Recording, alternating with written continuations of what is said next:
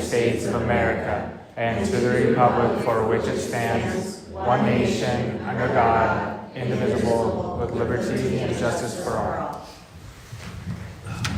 Okay, first thing, we'll review the agenda, which was number 3. Number 4, we have a presentation by Quest CPA's Dan Coleman on our audit outcome, and he will be joining us via Zoom. We have an action, or our action items consist of the consent agenda. Number 6 is the presentation of documentation, the FFA Nationals overnight field trip. Number 7 is any citizen comments that we may have. Number 8 is the board reports and policies, which will include a policy, some changes to our dual enrollment policy number 3030, and then chairman comments. Number 9 is the action item, approve the quest. Action item is the approval or denial of the field trip, and we'll be moving the policy number 3030 to a second read. Number 10 is our superintendent report. Number 11 is an action item regarding our executive session. And then number 12 will be any actions pertaining to the executive session, and then adjournment. So number 4 on our agenda tonight is our presentation by Quest CPA's Dan Coleman on our audit. We are waiting for him to send. We can move on, and then we can just circle back to number 4. He's Okay. doing 4 other presentations tonight, so once we see him log in, we can kind of pause where we are Okay. and then go back. Mm-hmm. Okay, so we'll move on to number 5.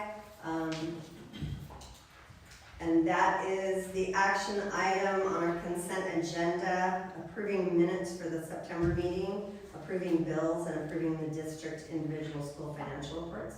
Does anybody have a motion? Mr. Chairman, Yes.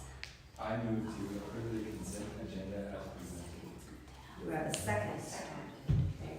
All those in favor say aye. Aye. All those not in favor say nay.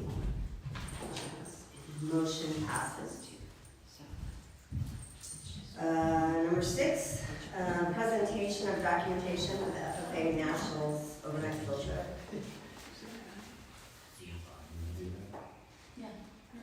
Who's doing that? Come on. I think so. What's Do I need to come up there? Yeah. You can, you don't have to. I don't know what documentation this would have, but we have an individual receiving their American degree, American FFA degree, and then taking 2 other students, my vice president and president of Payette. We headed back to where the plan is to head back to Nationals, which is in Indianapolis, leaving the 28th, returning the 1st or 2nd. Second? We were going to go back and forth there. And I think really that's all we have planned. The opening session, we'll go to an opening session of National FFA, go to the American degree ceremony, and then there is a dinner as well. Okay. And does anybody have any questions? No? Okay. Right. Safe day. Thank you, John. Okay, number 7 is citizen comments. Do we have any citizen comments, Marcy? At this time, we have none. None at this time? Okay.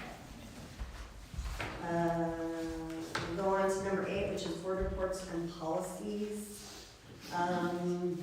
Dr. Croft, I think, are you or Marcy going to help us out with policy? Yeah, number we'll both. 33? Marcy, do you want to come up? Okay. Sure. So, we wanted to make some changes to the dual enrollment policy because the current policy didn't really address the way that we looked at some different policies that existed, and so we made some changes to look at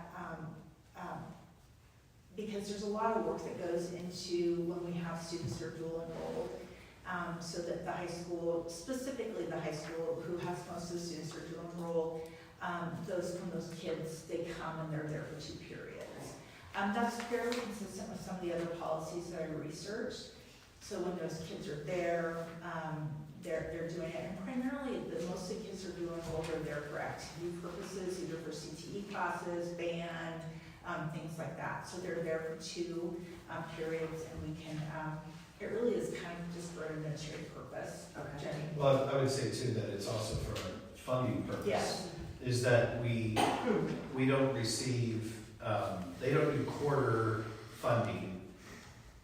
They do half or not, or full or not at all.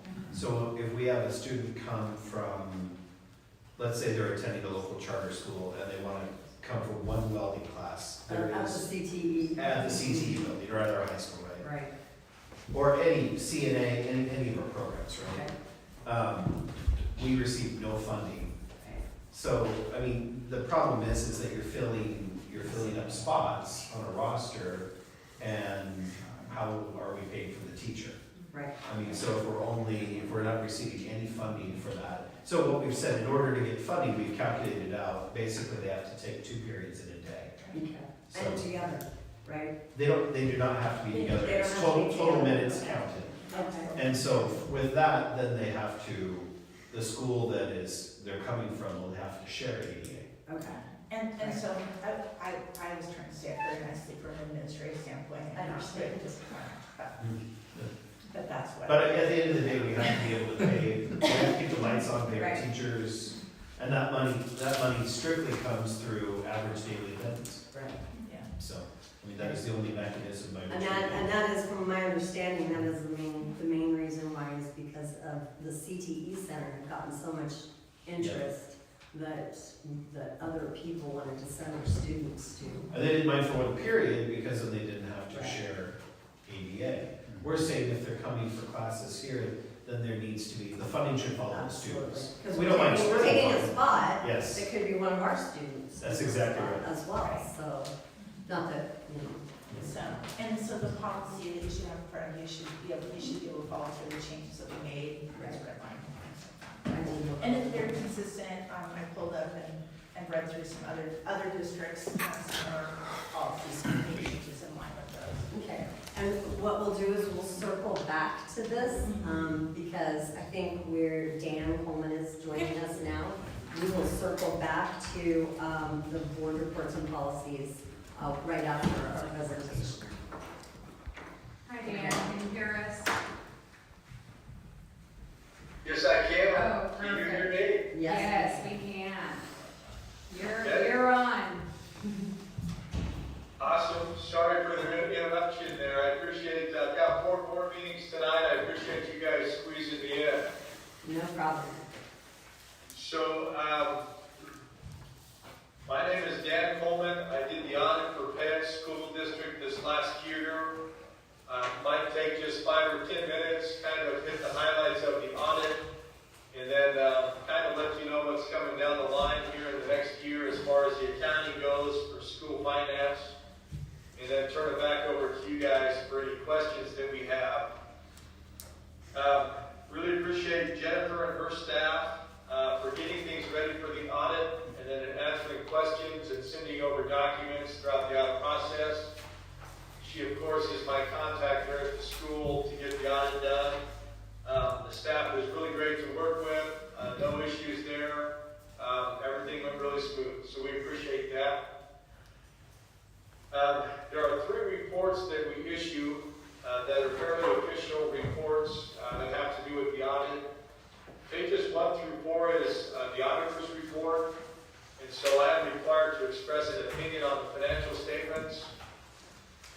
We've issued an unmodified opinion. That means that as I went through the information, I did not come across any issues that would require me to alter my opinion on the financial statements. So we've issued a clean opinion, the best that we can give, and it means that the financial information is accurate. So, very good job there. Pages 43 and 44 is the second report that I'm required to issue. As we do the audit, we are also required to take a look at your internal controls. We do not express an opinion on the internal controls, but we do review them, and we make suggestions when necessary. So for school districts and a school district your size, Accounting Theory would like to see several people in the accounting department, which you do have, and they would like to see lots of review processes going on. And so currently with the review processes that you have, this report that we've issued on your internal controls is clean as well. Okay. No negative issues or no findings there that we came across that you need to be aware of. Everything checked out just fine. Wonderful. Perfect. Third report that I am required to issue is on pages 45 through 48. When a school spends over $750,000 of federal money, which you guys spent $2.2 million, you are required to have a second audit.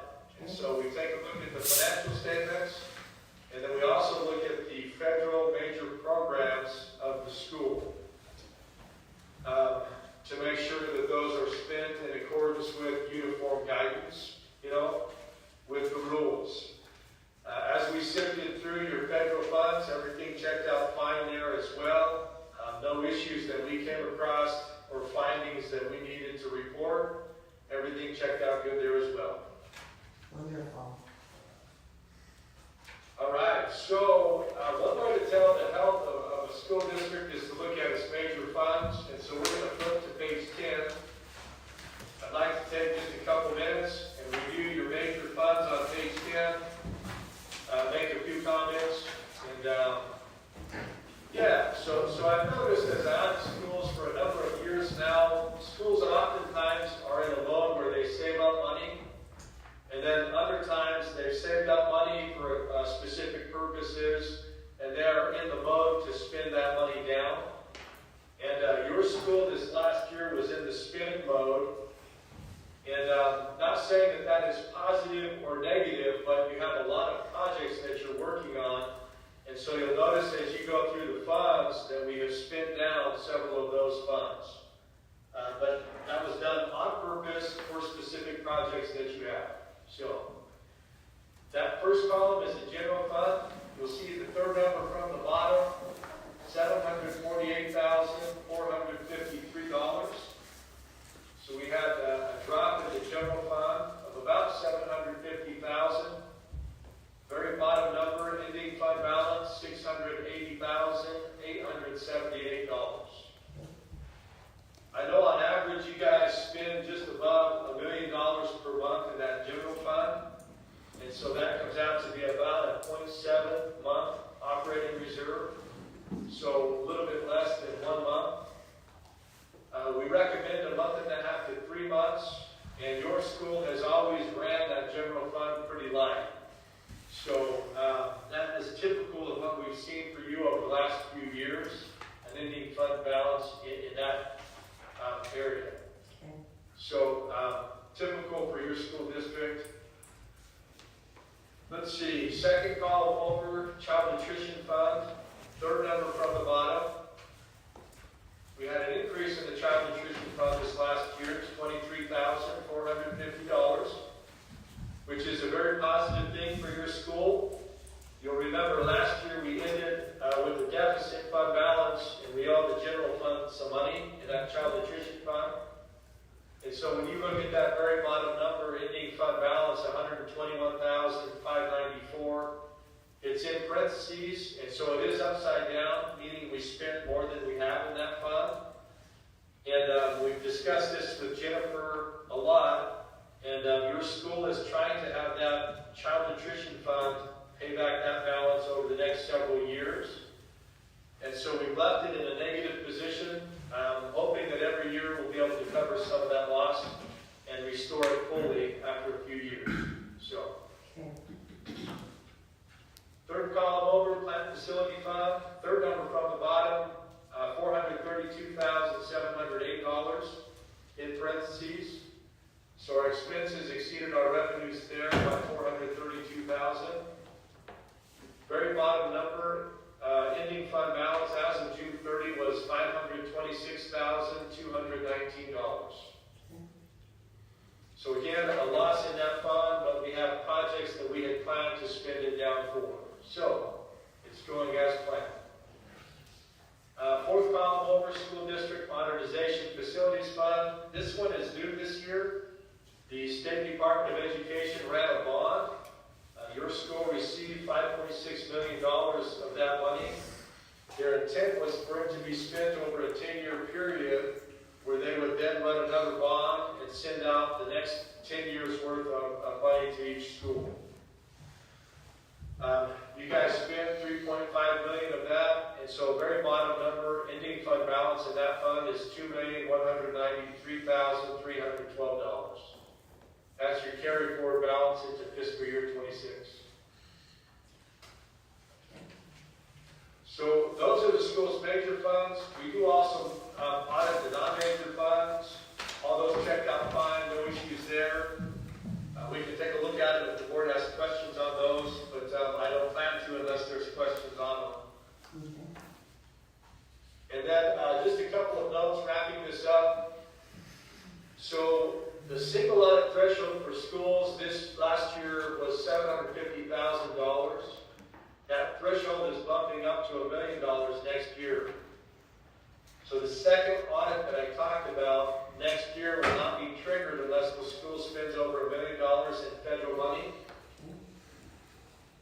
Your school normally has excess of $1 million spent in federal funds, so probably not going to affect your school at all, but that threshold is increasing. And then the only other note that I have is that iFarm's accounting is getting simplified this next year. The State Department of Education is getting rid of a few funds and a few accounts. Fund 240 and Fund 430 should not be used in the future. And account numbers 663 and 811 should not be used in the future. Those are issues really that Jennifer will deal with and that she's aware of. And of course, she can call me if she has any questions on those. But that's all I have for you tonight. And so I'm going to turn this back over to you guys, and then I'm available for questions if you have any. Okay, does any of the board members have any questions for Dan? No? Barb? Dan, I think you've been successful. We appreciate you being able to log in with us. Yes. Thank you for your time tonight. Appreciate it. Thank you. Thank you, Dan. Have a good We evening. appreciate it. You too. Bye. Bye-bye. Okay. So, let's round it back around to our policy number 3030 and number 8 for reports and policies. Does the board have any questions for Dr. Croft or Mrs. Holcomb in regards to that policy? No? Okay. So once again, just a quick overview on the policies. We had to do a little bit of adjustments to that policy mostly because of our CTE center has drawn some kids who want to attend, but they're going to another school, charter school or wherever. So we had to make it so that we could get funding for them. So they're not just taking up a seat. So again, those are the chairman's comments in regards to that. So again, everybody has any questions in regards to that? Okay. Okay, so we'll go down to our action item, which consists of A, approving the Quest October 7th, 2025 audit findings for fiscal year 2024 and 25. B, approve or deny FFA Nationals overnight field trip.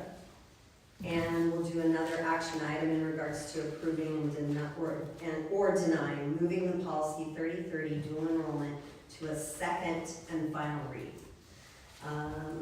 So on A, do I have a motion? Mr. Chairman, Yes, Mr. Tebow. I move to approve the Quest October 7th, 2025 audit findings from fiscal year 24 and 25. Would you have a second? Second. Okay. All those in favor say aye. Aye. All those not in favor, same sign.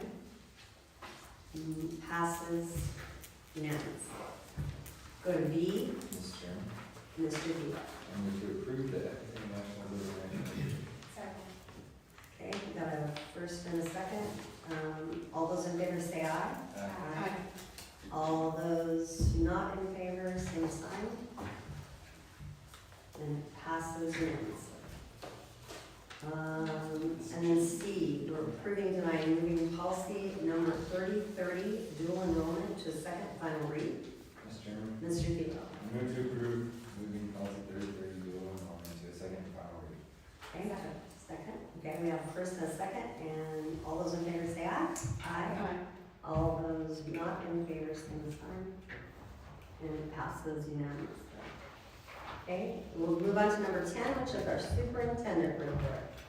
Kind of echoing what Dan had mentioned in his audit report.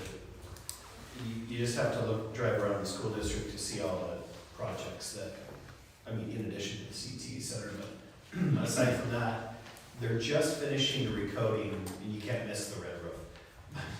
You can see it from the highway.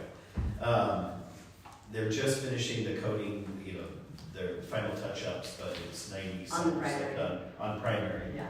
And they did a couple layers, and I had someone say, "Oh, you're painting the roof." It's not. We're not painting the roof. It's a coating that goes over the metal so that the metal doesn't rust and you get leaks where you lose the metal roof. The galvanized is still in there, and that has to really. That's a project that needs to be done about every 15 years. We just decided to go 33. So we really took that metal roof to its absolute limit. When I was talking to the roofers that were doing it, they're like, "When was this done last?" 33 years ago. They're like, "Yeah, it's supposed to be done every 15 years or so." So anyway, something, when you got a metal roof, the good news is you don't have to completely, you know, replace your roof, but you do need to keep the coating on the metal updated so you don't have oxidation, rust, things like that destroy your roof. So anyways, anyone else? It has a color that goes with it, but we did not paint the roof. Just to be clear, that is. Just to be clear. Yeah, it's a coating they're spraying on there, it's what they're Okay. putting on the roof. And it Okay. just happens, you can choose different colors, ours happens to be red. Okay. And I think it looks great. It looks got a good It color does, for red it's on there. really good. One of the other things I was gonna mention is, that's actually, in the last, really since 2019, that's the last roof that all of the roofs in the school district, including our maintenance building, the former PC, now PSS, all of our buildings, district office, everything has a new roof Yeah. within the last 7 years, or 6 years. Which is a relief, because that's one of those things that you spend money on because you absolutely have to, Yeah. but it's not one of those things where everyone gets up there. There's not a lot of enjoyment that comes out of it, other than protecting your schools, right? But one of the great news is that those are all projects now that don't have to be done for many years. So those are off the books, and so in the future, money that comes in, you know, for facilities, we can focus on other things now. We did just write a funding request from the state for HVAC systems at the high school. The auditorium's on its last leg. Okay. Their heating system, and it's from 1974. Yeah, And so the company that actually would have made parts and repair it hasn't existed since the 90s. Anyway, so it's an unfixable system. We've limped it along about as long as it can be. One of the systems is out. Think of it like a plane with one engine out that's on fire. The other engine's barely going, but it's flying. And so right now we're limping this thing through, hopefully to the summer. The other thing is the cooling tower, just to give you an update of what's coming up. The cooling tower at primary is shot. Okay. It's 33 years old, as old as the building. Now, they happen to build they built the structure around this tower, so the only way that we can remove parts of it is to get a crane and take it through the roof. So we have to unscrew portions of that metal sheeting, cut through the membrane, remove part of the roof, take a crane and get it out, and that's the least expensive way to remove the cooling tower. But that also is one of those things where it can go anytime. Right. Then the system would be shot. And that's Between the two of those, you're talking about $700,000 in HVAC systems. So it doesn't end. Never ends. Yeah, just the age of our facilities, the age of some of our equipment. And so it's one of those things where there's the cooperative fund from the state. We already received a portion from that cooperative fund. Okay. There's only, to my knowledge, 2 districts that applied for the second round. They opened a second round, said, "Can we apply again?" And they said there's nothing in code that would stop us from doing that. So we put in a new application. We'll find out what happens with that. Okay. Otherwise, that's something in the future that we're gonna have to, through our levy, put aside. The bad thing about that is that when you're putting all that money aside, it makes it further away to get to some of the projects where we like the dome. Right. Some of the things that we really want to get to sooner than later, you know, these big ticket items that you have to repair, stand between you and the ability to do And those. finishing. They have to be top priority. You gotta have heat in your library and your auditorium. I mean, that would be catastrophic if that went on. And like I said, it's months to repair a unit. It would be done over the summer. Yeah. Okay. So like I said, cross your fingers, we live through to the summer on those Okay. systems. That's all I have for my updates. I'll go ahead and go to the individual schools, starting with primary.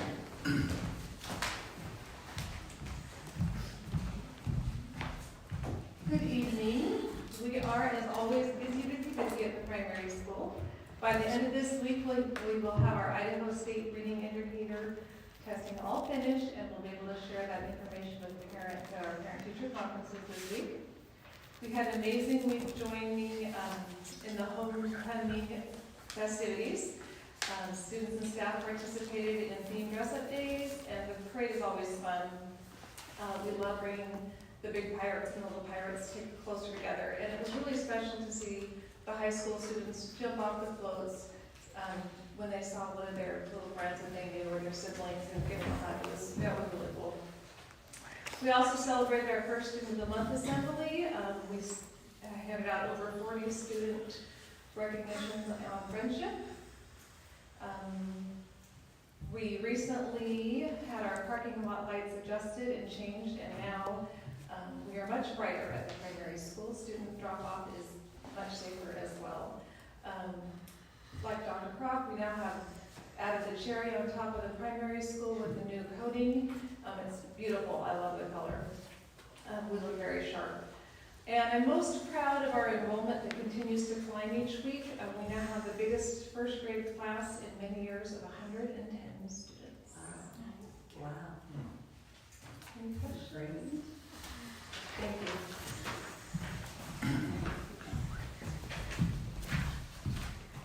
Well, good evening, ladies and gentlemen. I ditto what she just said. Last week was amazing for our school as well, from the parades. Every day we did an activity, your board report showed that on my letter. But I want to stop real quick and talk to you a little bit about the things we have going on with academic achievement. So I want to talk about what's going on now, what's going to go on next semester as we continue to keep that in the forefront of our mind, academic achievement. So what's going on now in 5th and 6th grade? They have daily intervention class. We also have daily ELL 6th grade student intervention. And 5th through 8th grade on Tuesdays and Thursdays have before school ELL and migrant extra help on missing assignments. Next Monday we will start an additional class in 5th and 6th grade. 5th grade will be math, 6th grade will be ELA. Now the classes already exist where it's going to be hardcore math intervention and or hardcore ELA intervention depending on the grade level. We want to get to both grade levels, but we've got to start somewhere though. The spring semester should bring us this. 5th, 6th grade ELA class and math class. So again, 5th and 6th grade getting 2 extra classes, and then 6th grade getting 2 extra classes. We're targeting grade levels that are 2 grade levels and below. And as you know by our test scores and things of nature, we have some folks we need some additional work. 7th and 8th grade now, they're receiving daily intervention. And then a spring semester, we're going to take 2 of our elective classes and make them nothing but hardcore, if you will, ELA class. in a hardcore math class. So at the end of the year, I bet you $1 to a donut, we see some scores rising because of the intentionality we're giving towards math and ELA interventions. Subject to your questions. I don't have any questions. Love it. I like that. Oh, yes, ma'am. Thank you. Great. Awesome, thank you. One thing I'll add, Ken, to that is that we've talked as a admin team, and we have to, obviously our math scores too, but we have to increase our literacy scores. It's really too late when we're looking at it when they're juniors and seniors. Right. Is that at that point, it's almost too late. And so Leslie's put together plans that they're working on now at primary. Ken and his team have put together a great plan over at middle school, but we're doing everything in our power. Test scores are a reflection that show where you're at. It's just nothing more than like an indicator. What I really care about is that our children have the ability to read at grade level. Because I don't care what career you're going into. I don't care if you're going high school, labor, college, or just in business or even to the job market, right? No matter what you're doing, your ability to read and write is going to play into whatever future success you have. And so sometimes I think we overcomplicate really some of our academic issues. We have to have kids that can do foundational math skills to just be functioning adults, right? That have an opportunity in this society. And we gotta have readers. We gotta have kids that we graduate that can read it at grade level, that can process that information, that can then write and express their thoughts. And so email or whatever it may be. And so that's our goal. Our goal is to do everything we can to increase those levels. Great. Awesome. Thank you. You guys are doing a really good job. Good evening, excuse me, I hope you're all doing very well. Just to echo again, it has definitely been very busy. We made it through last week with our homecoming festivities, and this week we roll right into parent-teacher conferences to end the quarter at the high school. Homecoming went really well. As far as in our building with our assemblies and those types of things, it's probably the most participation that we've had, at least since I've been in the building, with students wanting to participate in all the different things that Angie Spellman and our leadership class have put together. Participation competitions like a goose chase where they have to come up and take a picture with the principal, and all these really cool items that our students are really buying into. And then, of course, the culmination of the parade, the homecoming game, and then the dance on Saturday. And, excuse me, I love our kids so much. I've been in a lot of different schools, and this is, as far as dances are concerned, our kids are so respectful. They dress well. Our chaperones are probably bored out of their minds because they just have to sit inside of the room the whole time, rather than other places that I've been where you're constantly having to separate kids and what they're doing.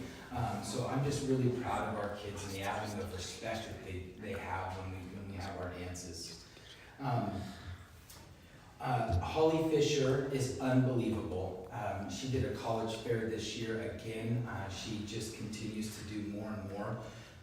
There were almost all of our students, with the exception of a couple of our freshmen, went to the college fair to start just that carrot of, hey, what can I do after I'm done with this building here? She got several colleges, the PD were there, the fire department in town were there, so a lot of people have bought into wanting to be a part of that, to give our kiddos an opportunity to see what they can do post-secondary. Moving forward, some of our goals, we've got our senior projects coming up at the end of the month, which is always one of my favorite days because we do some testing in the morning and then we get to rifle through some of the things that our kids have done within our community. Community service is definitely one of our themes within our building. So it's really neat to see what our seniors have done, and that's coming up on the 30th of October. Our weight room is just about done. Please, if you get a chance, you've got some opening in your day, come in and I'll give you a tour in there. Dr. Croft has done a lot of work to help us with that, and we've done a lot of work on our end to make it a really neat special place. And there's a buzz with our students and our student athletes that want to get in there and start working out. About a week away, right? Yeah, we're about a week away. Yep. So the inside, most of the equipment is all done. The flooring is done. We've got some culture pieces that we want to do, and we've got some doors waiting for the bathrooms, but other than that, it's stunning. It really is probably going to be the best weight room in the state for a high school. Our leadership team is putting together another community service event. They're working with the city and specific dates that the city goes down streets to pick up yard debris off of the street. So our leadership class and some of our students within the building want to go and rake leaves for senior citizens, any type of community member that needs help with the actual aspect of taking the leaves off of their property and putting it in the piles for the city to pick up. So our Sammy Parsons, our ASB president, student body president, is really trying to get after that in order to make it happen. So again, just more and more avenues of community service. Yeah. So that's all I got. Any questions? I was gonna ask, you have kids that go out and graffiti the sidewalk with pirate ships, is that right? I don't know if they do the pirate ships anymore, but we have the stencil for the P. Yeah, and actually. Who do they talk to? Tyson or any of us. Tyson has the stencils. We have those stencils. We even have one that, like our football team has the Desire one. So we have the stencils. We just gotta get that operation. There's a lot of people that want them stuff. Are there? Yeah, if they wanna do it, let's do it. They just gotta contact us. Okay. Yep. Yeah, good question. Anything else? Thank you guys so much. Thank you.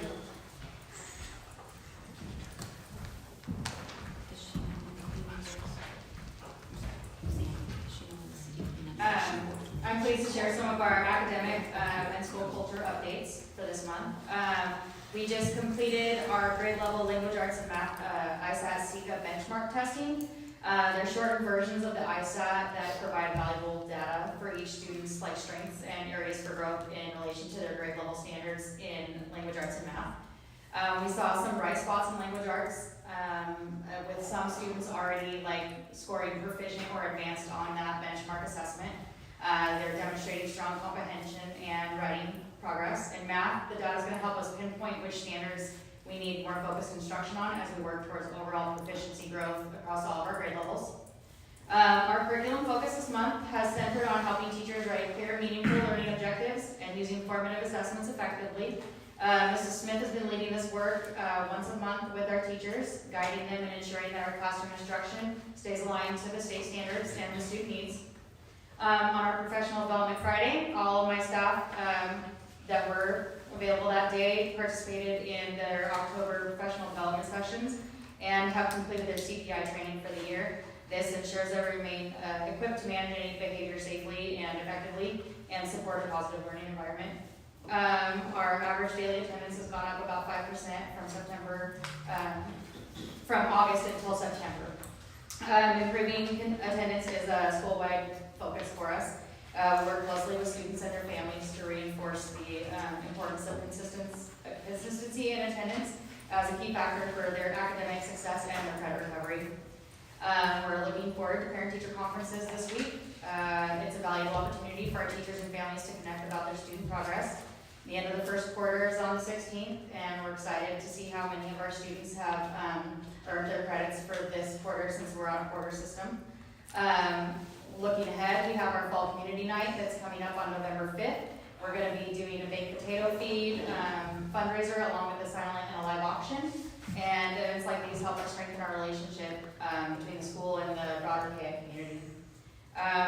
My focus personally this month, it remains threefold: to improve attendance, maintain consistent academic rigor, and build positive relationships with families and the community. And again, I'd like to highlight my humanities class that we have going. They went downtown Payette and distributed flyers, invited all the businesses along Main Street to come and join us for the parade. And then they continue to have game and craft days on Tuesdays with the seniors that live at the cottages. And then they help out at the primary with reading buddies and recess regulation and things like that at the primary on Thursdays. So they're doing a really good job, and our kids are really enjoying getting out there in the community and helping out. That's awesome. Any questions? All right, thanks, Amy.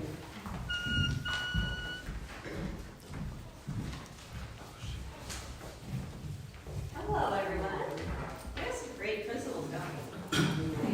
We have a great admin team. We have a great admin team, yes, we really do.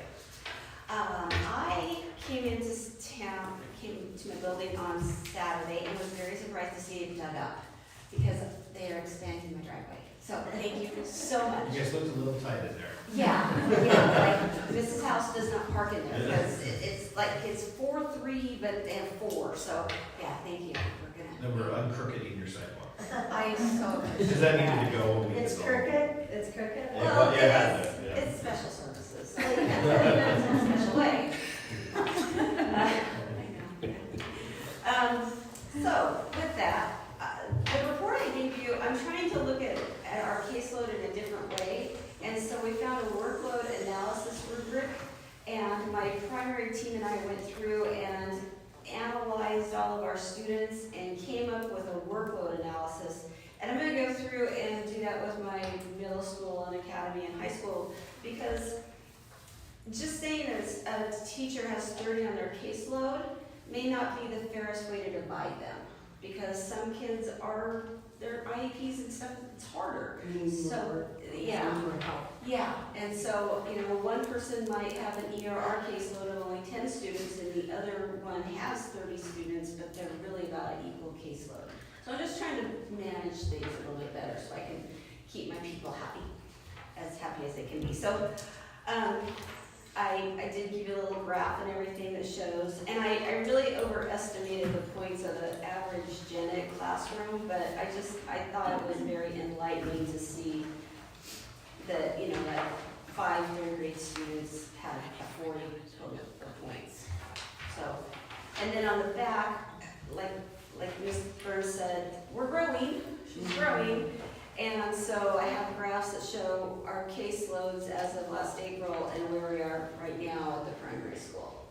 We're growing. And then I did the workload comparison as well. So I thought that was pretty interesting. Life is very, I'm not gonna say scary, but life is very up in the air right now here in the special ed world. And they've dismantled the Office of Special Education at the federal level. They're trying to move it over to Health and Human Services. I'm gonna be on a webinar tomorrow to see what that means. But, yeah, show me the money. Yeah, where's it going? But after that worrisome thing, I'm flying out Wednesday and going to Disneyland with my grandson and granddaughter. And if things are really bad, I might just stay down there, okay? It's the happiest place on earth. It is the happiest place on earth. You can go for just a short period of time. Okay. Anyway. Thank you very much.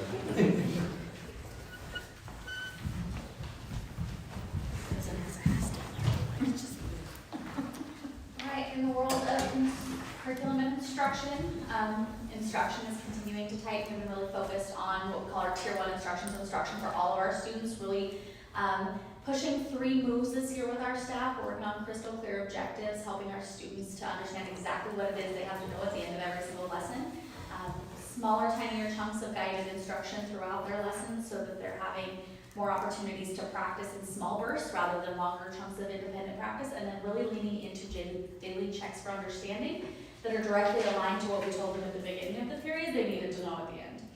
Our administrators are following up with quick coaching with their instructional staff on those 3 pieces continually throughout the month, so that work we're doing doesn't get left behind. Our assessment systems are stabilized, up and running. All of our internet-based services, which, welcome to 2025, they're almost all internet-based services, are now running smoothly. Amira is the new Idaho Reading Indicator tool, and we've been playing around with that, trying to make sure everything is streamlined and ready to go as our primary school gets ready to dive into finishing that up this week. As Amy mentioned, at the academy, they are finishing up those shortened interim comprehensive, I don't remember, some C word assessments. I think it's comprehensive, but I can't remember. The other schools are going to be utilizing what are called interim assessment blocks. So because they're on, all of our secondary schools are on a semester system with the exception of the academy, they're going to get a little bit different data that's going to help them move instruction along at the pace that their teachers need to be able to adjust to be able to meet the quarters versus the semester standards. The high school is ready to go for PSAT on the 30th of this month. The academy is also going to be taking the PSAT with their sophomores on the 30th of this month. So rooms, materials, seating, all of that fun stuff has been organized and ready to go. Conferences being this week, we've made sure to tighten up our family communication in regard to our Spanish interpretation services that we're offering. So we've been a lot more proactive this year than we've been able to be in the past with scheduling those conferences so that we can ensure that every family has an interpreter when they need it. Attendance this year from a district standpoint, we're at 94.96%. This was as of October 7th. Our goal is 95%, so just shy of our goal. But last year at this time, we were 93.92%, which is about 12 more learners on average per day in our classrooms with their booties in their seats getting that instruction. So that 1% doesn't sound like a lot, but 12 kids is 12 kids, and making sure that they get the instruction they need from our classroom teachers is vital. So we're excited about that.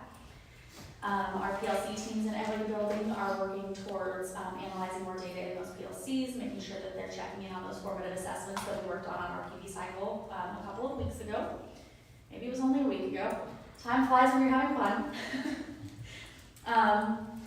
And then one of my big goals personally was to increase staff satisfaction with our professional development options.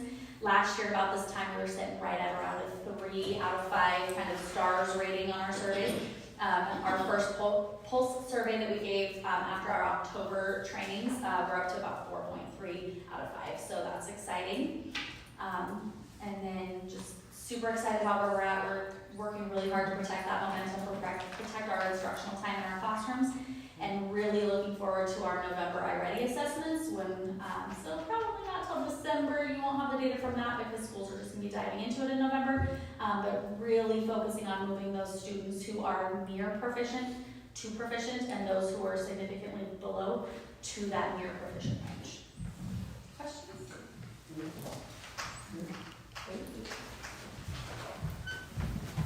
Can you add anything, Dr. Croft, or?